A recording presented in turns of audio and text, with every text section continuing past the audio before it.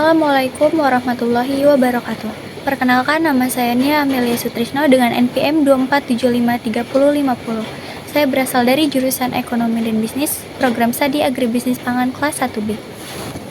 Saya akan menjelaskan materi pertemuan pertama, yaitu tentang sejarah, fungsi, dan kedudukan bahasa Indonesia.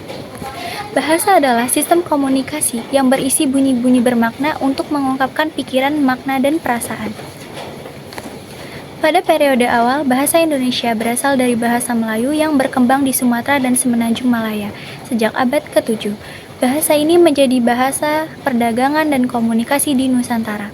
Kemudian, pada peristiwa Sumpah Pemuda tanggal 28 Oktober tahun 1928, Kongres Pemuda II menetapkan bahasa Indonesia sebagai bahasa nasional dan menjadi simbol identitas bangsa.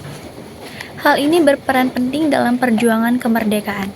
Dan setelah merdeka, yaitu pada tanggal 18 Agustus tahun 1945, bahasa Indonesia diakui secara resmi sebagai bahasa negara melalui Undang-Undang Dasar tahun 1945 pasal 36. Adapun fungsi bahasa Indonesia yaitu yang pertama, fungsi kultural.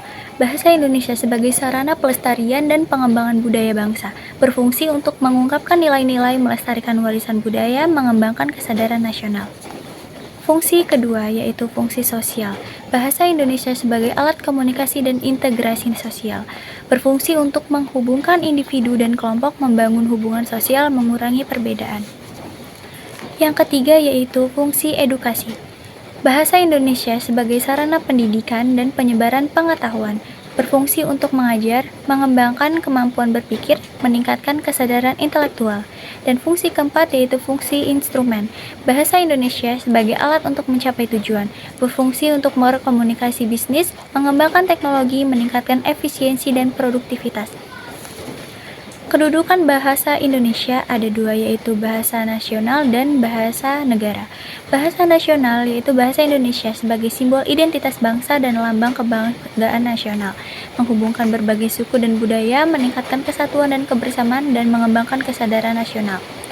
Yang kedua yaitu bahasa negara. Bahasa Indonesia sebagai bahasa resmi pemerintahan dan negara, yaitu contohnya digunakan dalam kegiatan pemerintahan, digunakan dalam perundang-undangan, dan digunakan dalam hubungan diplomatik. Dengan begitu, Indonesia memainkan peran penting dalam membangun kesatuan, mengembangkan budaya, dan meningkatkan komunikasi di Indonesia melalui bahasa, yaitu bahasa Indonesia. Sekian video penjelasan tentang fungsi bahasa Indonesia dari saya. Saya akhiri. Wassalamualaikum warahmatullahi wabarakatuh.